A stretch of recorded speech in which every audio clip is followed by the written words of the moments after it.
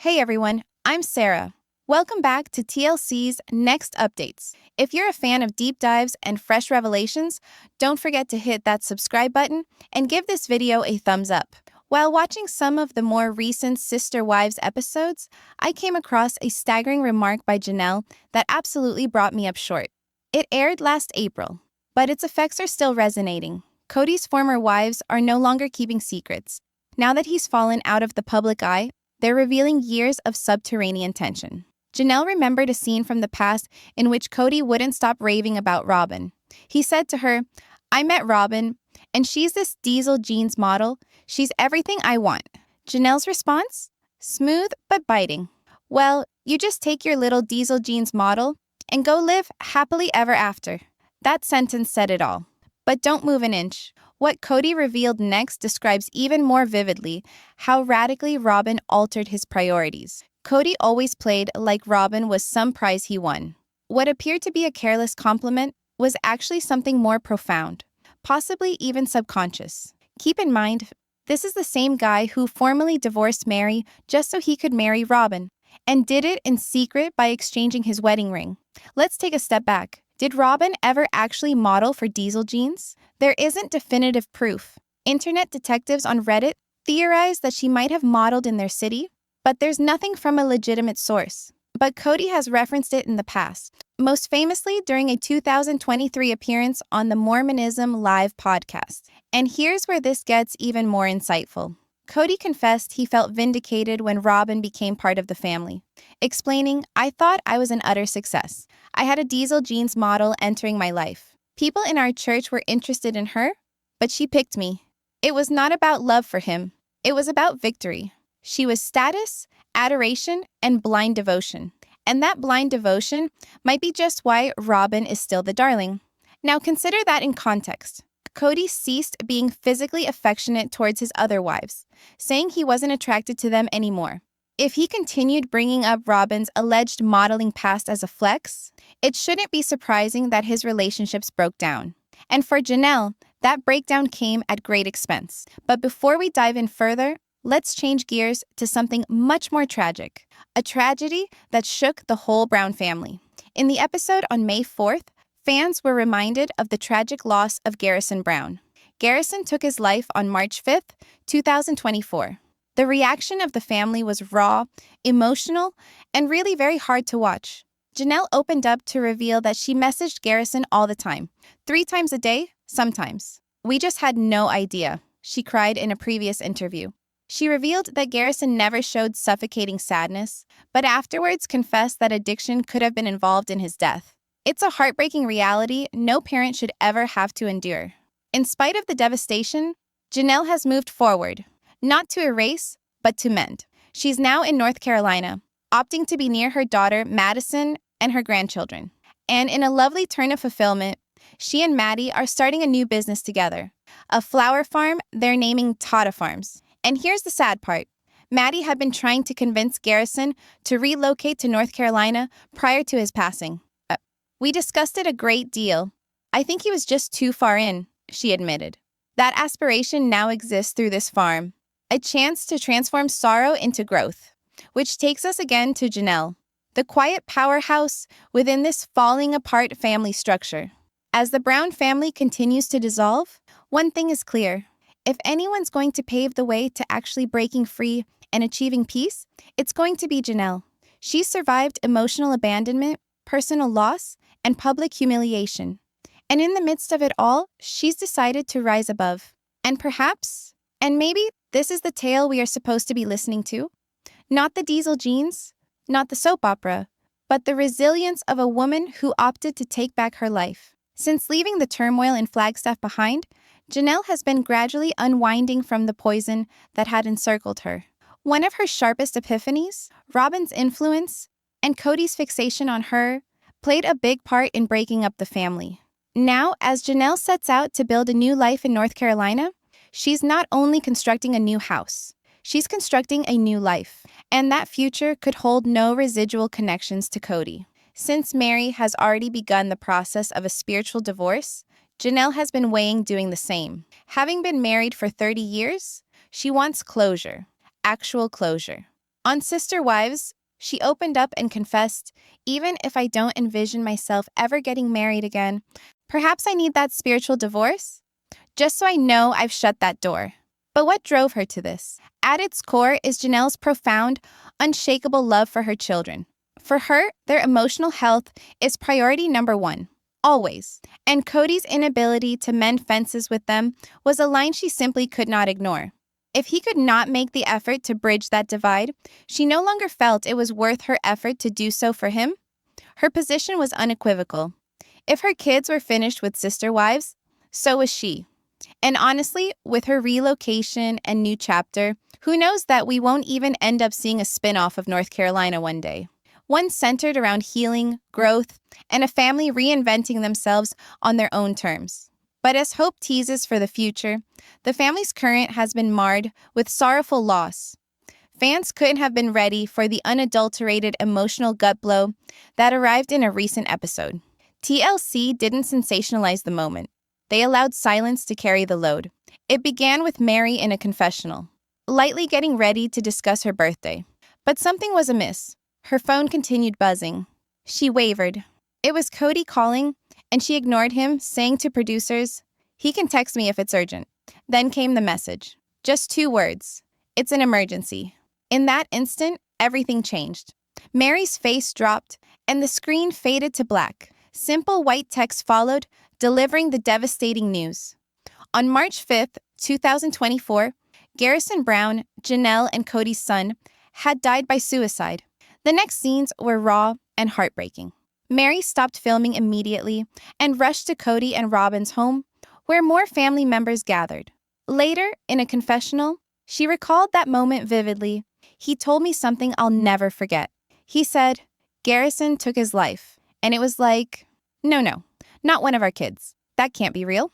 What ensued was arguably the most tear-filled segment ever aired on Sister Wives.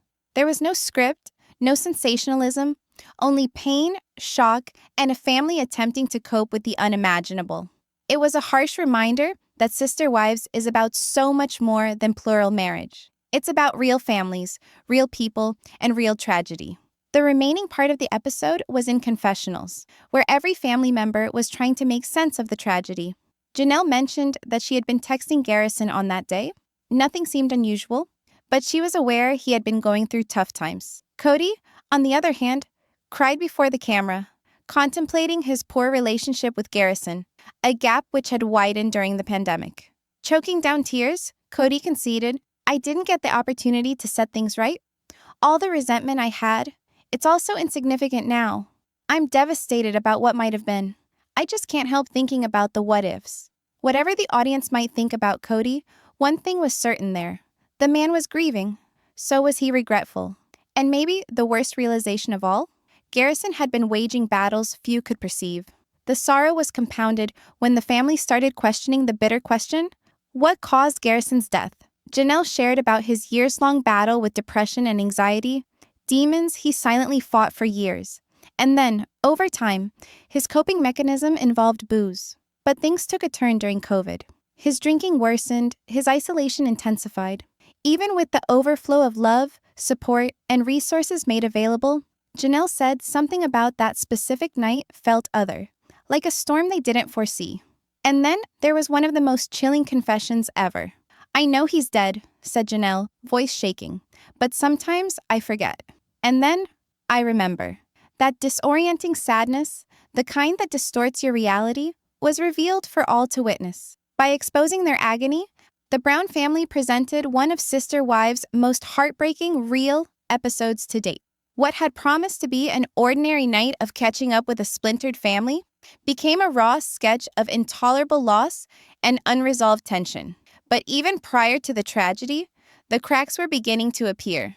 In a moment of stillness, midway through the episode, one of the wives, one who was once a staple in the family's polygamous union, related a recollection that was as shocking as it was revealing. Her tone wasn't bitter, it was wearied, as if she'd already mourned the loss of the past. She reminisced about how years earlier, Cody had glowed with enthusiasm when he talked of Robyn, the family's newest addition then. He had said to her, wide-eyed with pride, "She's like somebody who stepped right out of a denim commercial.